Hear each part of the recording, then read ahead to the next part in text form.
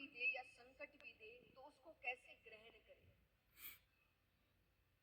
उस समय भी कैसे भरोसा करे, क्योंकि भगवान पर से भरोसा तभी उठता है जब दुख आते हैं या संकट आते हैं। एक माता है, वो अपने घर के दरवाजे पर खड़ी है, कुछ बच्चे बाहर खेल रहे हैं, वो उन बच्चों को, उसमें उनका बच्चा भी खेल रहा है, सब बहुत प्यारे लग रहे हैं, उसको उन बच्चों पे बड़ा प्यार आ रहा है, तो उसके मन में आया कि मैं सभी बच्चों को चॉकलेट दूं, मिठाई दूं, टॉफी दूं। क्या वो दे सकती है? हाँ कि ना बताइए, दे सकती है? चॉकलेट दी, फिर वो अपने घर के काम में लग गई।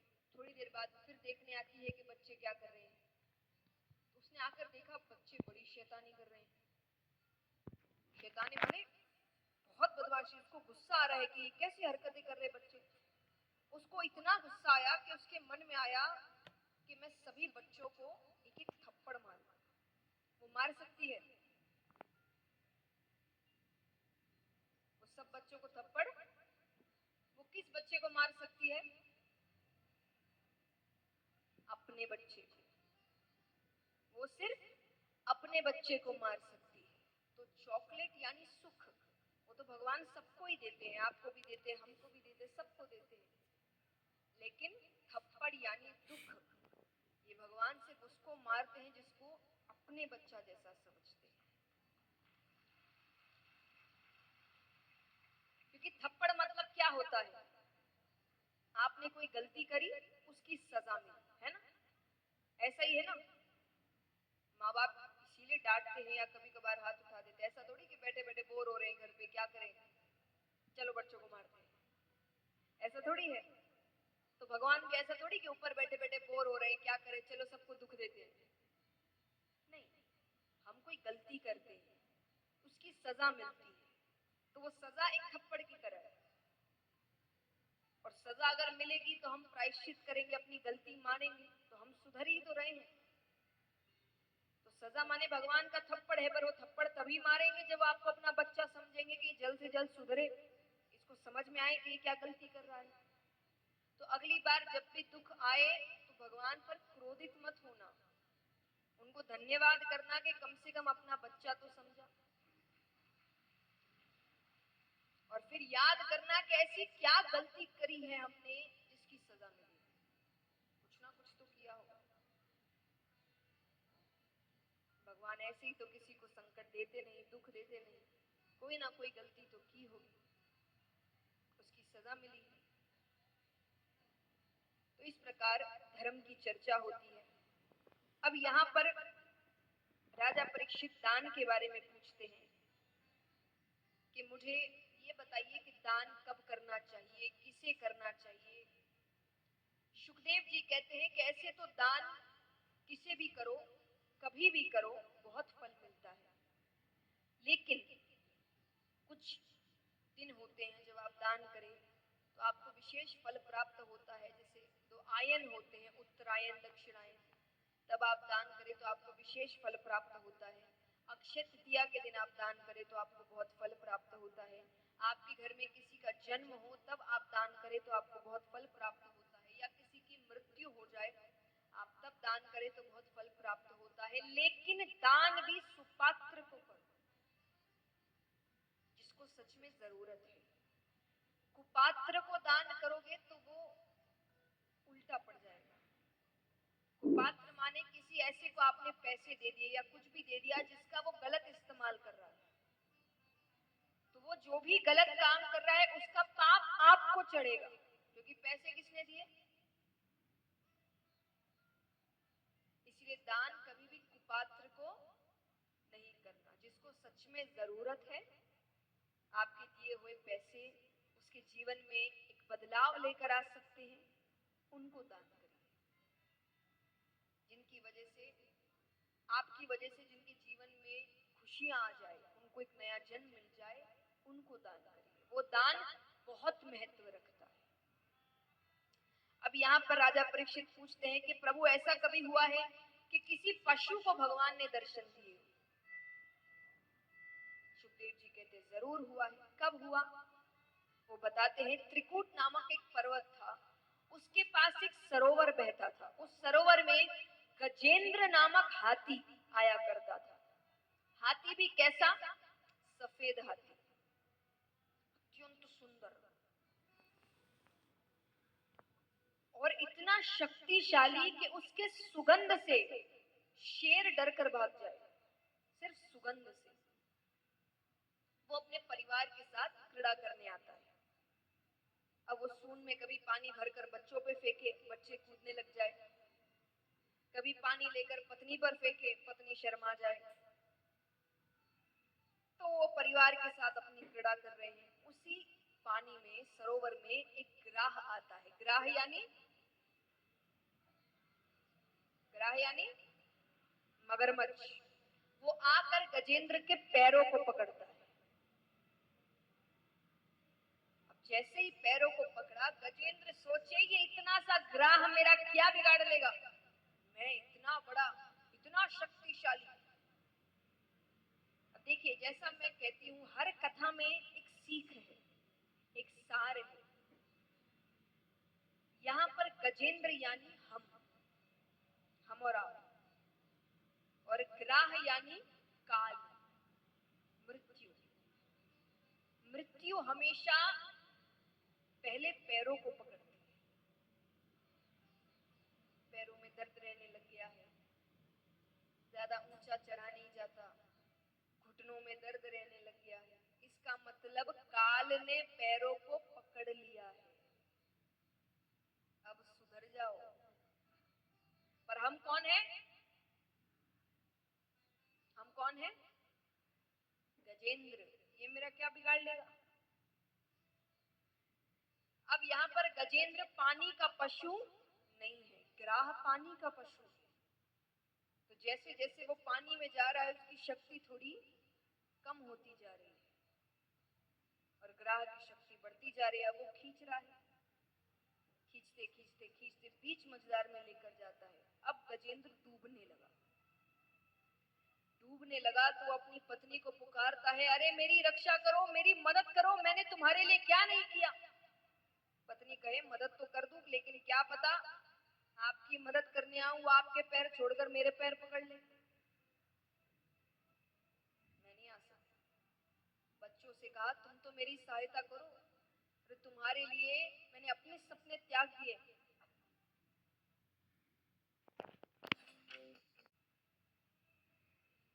तुम्हारे लिए मैंने अपने सपने त्याग दिए, तुम तो मेरी मदद करो। बच्चे कहते, आप चिंता मत करिए, आपका सारा काम अच्छे से करेंगे। समझे मतलब? मरने के बाद जो काम होता है वो अच्छे से करेंगे, चिंता मत करिए। अब वो कहे, मैं जिंदा हूं, कैसी बातें कर रहे हो? दोस्तों को, सबको पुकारता है, कोई सहायता नहीं करता। कौन अपनी जान जोखिम में डाले? अंत में जब कोई नहीं आता, तब वो आवाज लगाता है, हे परम पिता परमेश्वर मेरी रक्षा करो, हे द्वारिका के नाथ मेरी रक्षा करो, हे द्वारिकाधीश मेरी रक्षा करो।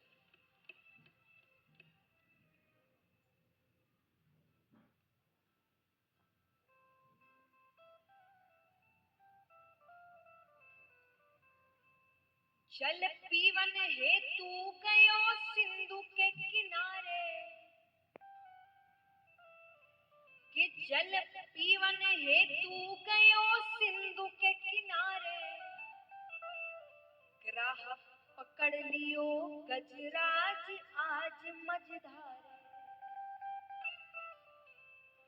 जल पीवन हेतु गयो सिंधु के किनारे, जल पीवन हेतु गयो सिंधु के किनारे, जल पीवन हेतु गयो सिंधु के किनारे, जल पीवन हेतु गयो सिंधु के किनारे, ग्राह पकड़ लियो गजराज आज मझधारे, ग्राह पकड़ लियो गजराज आज मझधारे।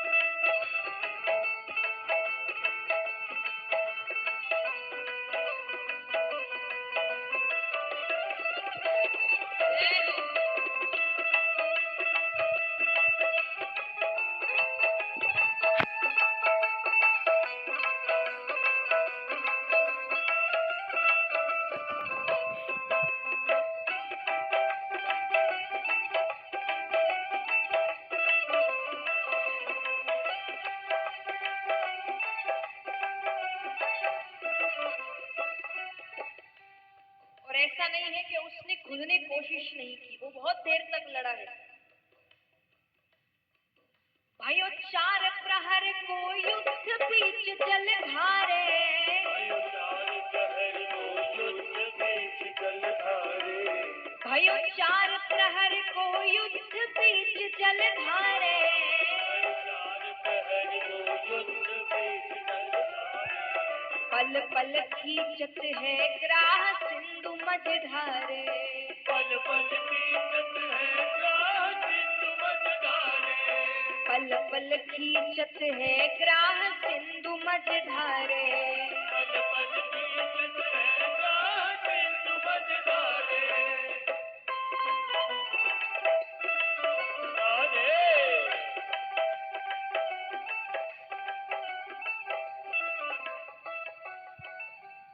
जब इतनी सी सून बाहर रह जाती है, कोई सहायता नहीं कर रहा, तब उसको भगवान की याद आती है। कहता है क्या? जग जो भर रह गई सूंड जो जल के बाहर, जग जो भर रह गई सूंड जो जल के बाहर, जाकी जो भर रह गई सूंड जो जल के बाहर, जग जो भर रह गई सूंड जो जल के बाहर, तब मुख से लग गयो राम राम उच्चारे, तब मुख से लग गयो राम राम उच्चारे, तुम सुनो द्वारिका नाथ गजेंद्र पुकारे, तुम सुनो द्वारिका नाथ गजेंद्र पुकारे, तुम सुनो द्वारिका नाथ गजेंद्र पुकारे, तुम सुनो द्वारिका नाथ गजेंद्र पुकारे, अब राख शरण ब्रजराज आज गजहारे, अब राख शरण ब्रजराज आज गजहारे।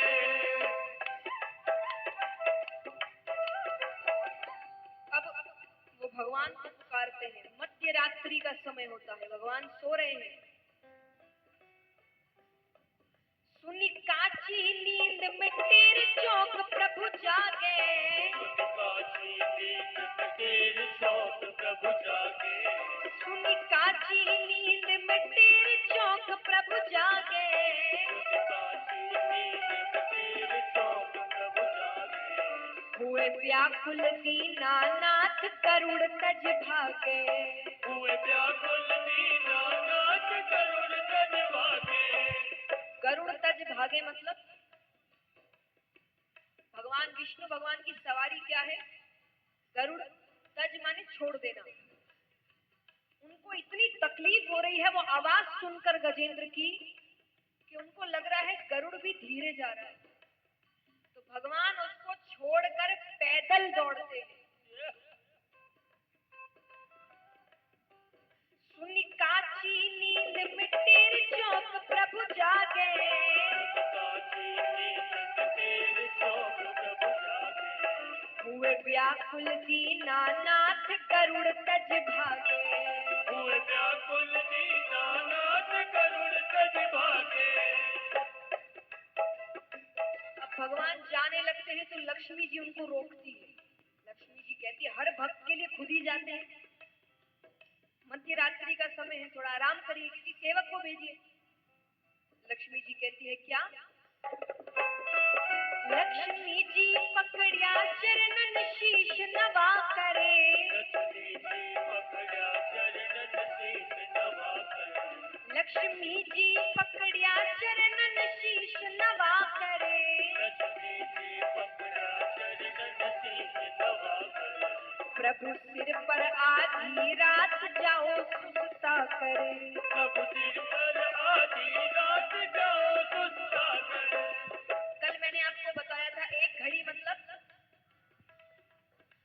24 मिनट। तो लक्ष्मी जी कहती है घड़ी तो ये करो आराम पीछे पग धावो, घड़ी तो ये करो आराम पीछे पग धावो, घड़ी तो ये करो आराम पीछे पग धावो, घड़ी तो ये करो आराम पीछे पग धावो, थारा चाकर खड़िया हजार काम तो उड़ाओ, हर चाकर खड़ा हजार काम तो उड़ाओ।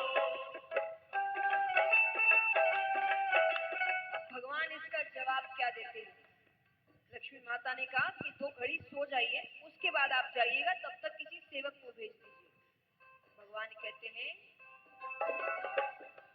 मेरो करुणा सिंधु नाम वेद में गावे, मेरो करुणा सिंधु नाम वेद में गावे, मेरो करुणा सिंधु नाम वेद में गावे, मेरो करुणा सिंधु नाम वेद में गावे, मैं कैसे करूँ आराम भगत दुख पावे, मैं कैसे करूँ आराम भगत दुख पावे, मैं कैसे करूँ आराम भगत दुख पावे, मैं कैसे करूँ आराम भगत दुख पावे, जल पी हेतु गयो सिंधु के किनारे, जल जीवन हेतु गयो सिंधु के किनारे, ग्रह पकड़ लियो गजराज आज मझधारे,